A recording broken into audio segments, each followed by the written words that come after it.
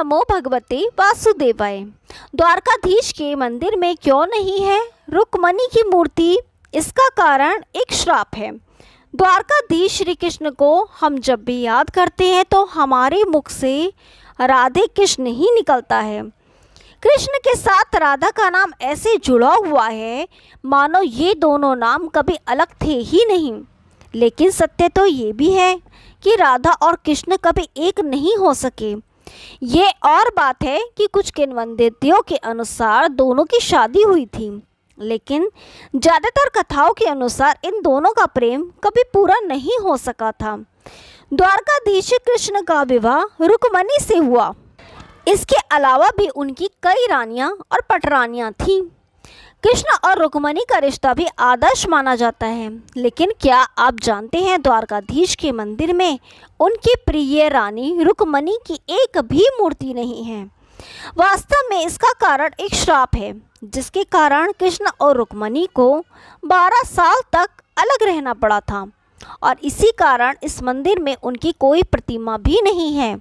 द्वारकाधीश मंदिर से कुछ किलोमीटर दूर तक अलग हिस्से में रुक्मणी का मंदिर बना हुआ है। एक समय तक यहाँ आने वाले भक्तों को इस श्राप की कथा सुनाई जाती थी। अगर धार्मिक मान्यताओं को आधार मानकर बात की जाए तो ये श्राप कृष्ण और रुक्मणी को दुर्वासा ऋषि ने दिया था। विवाह के बाद रुक्मणी और कृष्ण दुर्वासा ऋषि के आश्रम पहुँचे और वहां जाकर उन्होंने दुर्वासा ऋषि को उनके साथ महल में चलकर भोजन करने का निमंत्रण दिया। दुर्वासा ऋषि ने यह निमंत्रण स्वीकार किया तो लेकिन उसके लिए एक विचित्र सी शर्त रखी। उन्होंने कहा कि वो उनके रथ में महल में नहीं जाएंगे, वो केवल इसी शर्त पर उनके साथ चलेंगे अगर वो उनके लिए अलग से एक रथ का इंतज़ाम करेंगे। कृष्ण ने ये शर्त मान तो ली, लेकिन दोनों ये इस बात से परेशान थे कि वो इस शर्त को पूरा कैसे करेंगे, क्योंकि उनके पास उस समय एक ही रथ था जिससे वो स्वयं आए थे। इसलिए उन्होंने घोड़ों को उस रथ से अलग कर दिया और दोनों खुद रथ में जुट गए। काफ़ी दूर चलने के बाद जब देवी रुक्मणी को प्यास लगी तो कृष्ण ने पैर का अंगूठा जमीन पर मारा और उससे निकले गंगा जल से दोनों ने प्यास बुझा ली। लेकिन दोनों में से किसी को भी ख्याल नहीं आया कि उन्होंने ऋषिवर से भी इस बारे में पूछना चाहिए था।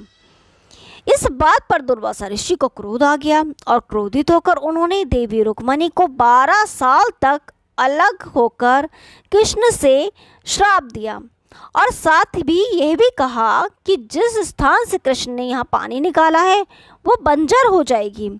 इस श्राप से मुक्ति के लिए देवी रुक्मणी ने भगवान विष्णु की तपस्या की और फिर उनकी तपस्या से प्रसन्न होकर भगवान विष्णु ने उन्हें इस श्राप से मुक्ति दे दी। दुर्वासा ऋषि के श्राप के कारण इस मंदिर में आज भी जल का दान किया जाता है।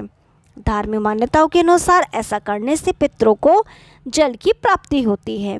जय श्री कृष्ण। यदि आपको ये कहानी पसंद आई तो वीडियो को लाइक कीजिए, शेयर कीजिए और चैनल को सब्सक्राइब कीजिए। हम आपके लिए ऐसी रोचक पुरानी कथाएं लाते रहेंगे। तब तक के लिए नमस्कार।